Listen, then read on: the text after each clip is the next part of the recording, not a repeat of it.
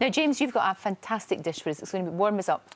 You said it. It's warm. It's warm. It's comforting. I love this one. It's a fish pie. It's Friday after all. Let's do a bit of fish, you know. Sure. So what we're going to do is for this one, it's quite simple to do really, but there's a few little added tips and tricks. OK. One of it's this one: touch of an onion. Got myself a bay leaf and a clove. Bit Christmassy, I suppose, isn't it? It is. With a clove.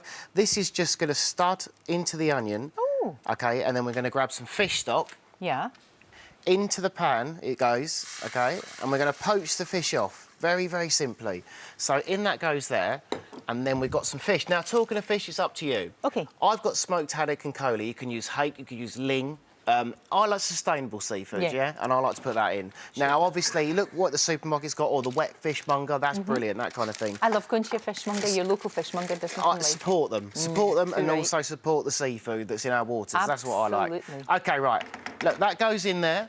And also with that, just a splash, this is optional, splash of white wine. OK. OK? You could use some vermouth for that if you wanted to as well, but it's up to you, right? OK, right, now, this is very simple. On with the heat. Bring it up to a simmer and then give it 5 minutes. Off with the leave the lid on and just leave it to stand. OK. And the fish will just be cooked through. Very, very simple. Now, I've got some cooking liquor and some fish that's been strained off. As you can see, the cooking liquor is this that we've got the fish in. But as you can see, I've discarded the onion. Yes. OK. And I've got my fish all here. When I say here, flaked up, ready to go. OK. Lovely. Now, with regards to the liquor that's just starting to reduce down now, we're going to flavour it up ever so slightly. OK. So I've got myself some leeks, all shredded up. OK. In they go. I've got a dash of cream. Have you noticed some fish pies, you use flour and you make what we call a roux and everything like that? Yes. I've omitted that. This one's a treat. So we've got a dash of cream in there, OK? Sounds good. And, of course, if you're gluten-free, there's no gluten in it, which is a good angle. That's very true, So a dash of cream. Correct the seasoning, however, if you're using a fish stock cube, be careful because obviously the salt content can be quite high. Touch of pepper goes in there and just a tiny touch of salt.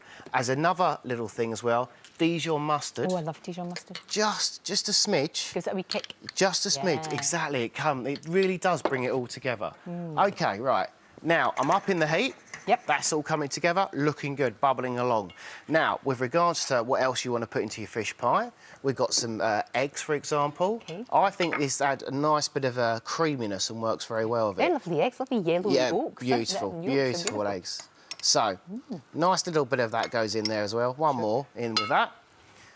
We've got some prawns. Now, prawns, obviously, this time of year being Christmas, a lot of people are using them, so they're good on price. So why not use it in your cookery? So a little sprinkling of prawns, a little smidging together.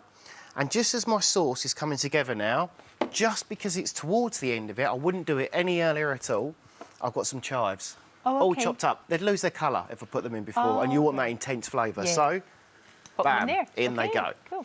Now, we give everything a good mix together. Off with the heat.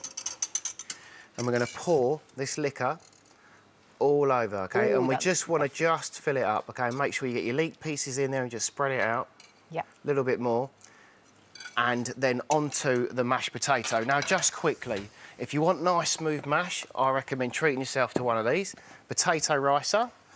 And you just push it through and beat the potato, and it gives you wonderful fine grains of mash. Now, I've got some mash all done. I could have just poured this on, right? Now, I could have just scraped it on. But I'm not going to do that. No, make it special. OK, so I've got some mashed potato ready here. And we're just going to... That's so clever. Look at that. Smidge around. Sure. Obviously, you decorate how you see fit. Yeah, but that's great. One more there. And just to finish off. Now... Beautiful. Got a bit of egg yolk. OK. This just adds for colour. And just a drizzle over and around. To that... Now, this is where it's optional. I've got some Parmesan cheese. Ooh, yeah. And, obviously, if you're not gluten-free... some breadcrumbs. This adds crunch and texture, I feel. OK, right, let's get this one out of the way. I've got a hot one in the oven, Lorraine. Yay! One you made earlier. I'm going to grab this out. Oh, that looks 20 minutes or 15 to 20 minutes of preheated oven. All golden on OK, look at that. That's the egg that's helped with the colour. Remember, with regards to warming this through, the fish is already cooked, so you're just putting it in the oven to let it get hot, to bubble up and add that wonderful colour. And there's nothing better than a comforting, bubbling fish pie. As you can see, it keeps the colour of the vegetables as well, which is important. You've got some cutlery there. Oh, you betcha. I've got some winter greens. A few winter greens. I'm using kale today, just on the side. But dig on into that. Thank you. This looks amazing. I love this kind of grub because it's a... The sauce, amazing flavours in there. Exactly. You get the smokiness and you get the sweetness from the prawns and everything else. And obviously you can play around with what you want to put in it. Recipe, obviously, on the Lorraine website. Brilliant. If you do this, will you send me a photo? Because I love to see them. This is absolutely fantastic.